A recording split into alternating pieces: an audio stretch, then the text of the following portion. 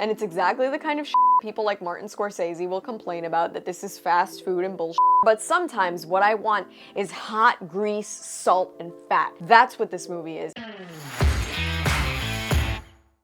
Hey y'all, SnarkyJay cosplay here. So last week I dropped my spoiler-free Deadpool and Wolverine review, and I said I wanted to take some time and wait a little bit before I ended up releasing a video talking about plot points and stuff within the movie with spoilers, and now I'm ready to talk a little bit more about it. I don't know that this is so much a review as it is just a discussion. There's gonna be spoilers from here on out, so if you haven't seen it yet and you can't deal with spoilers, please click out and go watch my spoiler-free review. So after watching it a second time, I know a lot of people took offense to the fact that I called it plotless fan-servicing slop. I still feel that that's exactly what it is. The plot for Deadpool and Wolverine, this whole multiverse anchor being thing, to me it does feel really ham-fisted and poorly tied together, and I love that they actually made a joke about the multiverse being bad and Marvel falling apart after Endgame. So I still stand by the fact that the overarching plot within Deadpool and Wolverine is absolute garbage. However, I will say that there are aspects of the plot that are fantastic. I love this version of Wolverine being able to come to terms with what he's done. It really was a great overarching arc for a character that has always been phenomenal and has kind of not been all that great in the movies just because those Fox X-Men movies were pretty sometimes. I also love the story of Deadpool finding his greater purpose and being able to come to terms with both who he is and what he's able to do for the universe. He is a multifaceted, very deep individual when you scratch off all the absolute nonsense and the chimichanga memes, and I like that this movie, despite the mile-a-minute laughs and cameos, really let him shine in that way. I thought Cassandra Nova was actually pretty f***ing cool. We've already talked about the fact that it's very easy for these corporations now to give you women both as antagonists and protagonists, and they're girl bosses. They can do no wrong, they're stronger than every man, blah blah blah. That never happened, that never occurred to me, and I thought it was great. I really didn't appreciate seeing a finger being slowly inserted into Hugh Jackman's forehead. I have a thing about people's hands, I'm kind of a germaphobe, so just the whole hand in the face thing was ugh, I really didn't like that. But it was good. It was good. It made me uncomfortable. And that is what a villain should do. The dynamic between Hugh Jackman and Ryan Reynolds, of course, top tier. This was exactly what I wanted out of a Deadpool and Wolverine movie. I've seen some complaints from a very specific side of Twitter all about how thirsty Deadpool was for Wolverine the entire time. First of all, that is very in character for Deadpool. Second of all, I'm sorry, we saw that, right?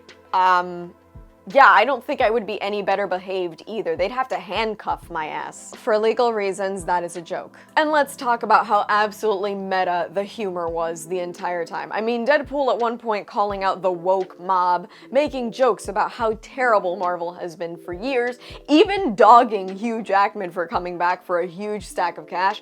Absolutely f***ing amazing writing. And while we're on the subject of writing, let's just talk about the cameos for a second, right? Chris Evans, when he said flame on, I lost my shit.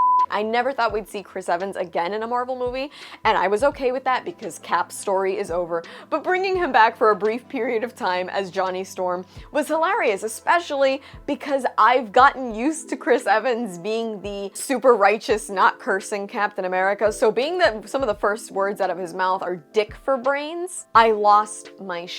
I also want to say that the sequence where Deadpool is searching for his perfect Wolverine, what great shit. I mean, Patch, we got him in the yellow and brown suit about to fight the Hulk. Comic accurate 5'3" Wolverine at the bar. But the thing that literally had me like punching my best friend's arm, I'm so sorry to Adrian, who's probably still bruised, the Cavalrine.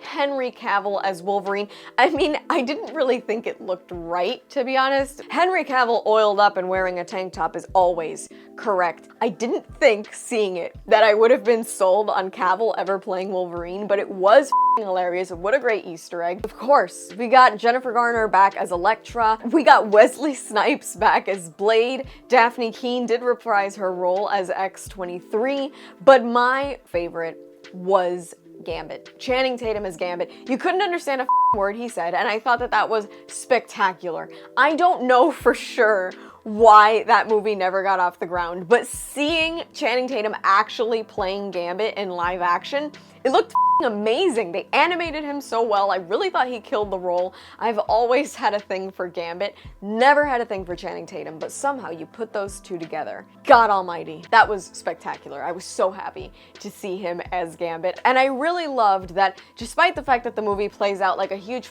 joke the entire time, the cameos aren't played out to be like jokes. And I think that the important thing here is that Ryan Reynolds knows what it's like to play a character and have it go really poorly. I mean, he was the Green Lantern, and that is regarded as one of the worst comic book movies of all time. And also, he was a really shitty version of Deadpool before he got to do this. So I really like that when he brought in Elektra and Gambit and Blade, what he did was kind of joke around them. The characters were not a joke. They wanted their ending, and they went out fighting like badasses. They don't all get destroyed immediately like X-Force in Deadpool 2. They were written with respect, and they were treated with care, and I really, really liked that. For as funny as this movie was, as funny as all these characters were sort of in the environment, they were not made out to be jokes, and I really appreciated that. And honorable mention to how absolutely fun the Deadpool core scene was. The one that had me losing my mind. I love Matthew McConaughey, and having him be Cowboy Pool was amazing. And for context, I've done cowboy versions of a few of my cosplays now because I love Western shit. I collect cowboy boots, I wear them everywhere. So Cowboy Deadpool is very much up my alley, and I am definitely going to be cosplaying that one next. There's not much to say about Deadpool and Wolverine that I haven't already said.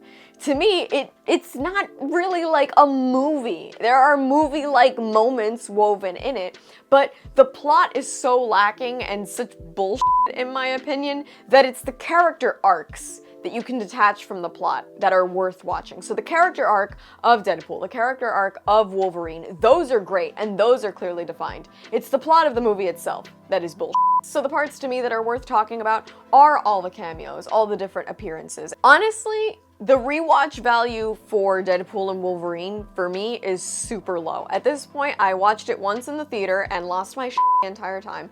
And I watched it a second time and found it entertaining for the humor, and also because I kept looking for my mom's reaction to see what she thought of different things. But in terms of me wanting to sit down and rewatch this movie, I think very much most of the joy and most of the hype around it is in seeing it for that first time and experiencing all these things as they come along. Like I said in my non-spoiler review, it's very much just a roller coaster ride, and it's exactly the kind of shit that people like Martin Scorsese will complain about, that this is fast food and bullshit. But you know what? Sometimes I want a 5-star dinner, right? Sometimes I want a nice filet mignon and something spectacular, but sometimes what I want is hot grease, salt, and fat. That's what this movie is, and you know what? It was delectable, and I'm so glad that it exists. And that's all from me. I've been SnarkyJay. Thank you so much for watching. Please don't forget to like and subscribe. For more SnarkyJay, feel free to check me out on Instagram, and if you'd like to support me, this channel, and my content creation, do check out and consider subscribing to my Patreon for exclusive photo shoot sets and content. I will add links to all of those in the description below. And let me know your thoughts on Deadpool and Wolverine. We can talk spoilers now in the comments below.